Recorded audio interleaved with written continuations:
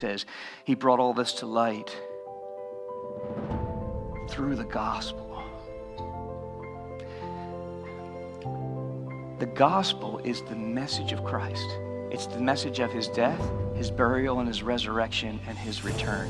That's the message of the gospel, that Christ died on the cross for my sins and in my place, and he rose again, and he's coming again. That is the message of the gospel. And what he's saying here is he abolished death, and he brought life and immortality. He brought it to light. He revealed it. He exposed it. He demonstrated it. He presented it. How?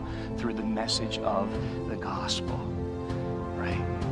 That's why the gospel is so important. So I'm asking you as we kind of close today, do you see the power of the gospel? And the gospel is a word that might be overused. It might have been taken out of context when you talk about a gospel preacher. What is a gospel preacher? Every preacher should be a gospel preacher. Yeah, gospel music, right? Gospel this, gospel that. I'm saying gospel, euangelion, simply means good news, right?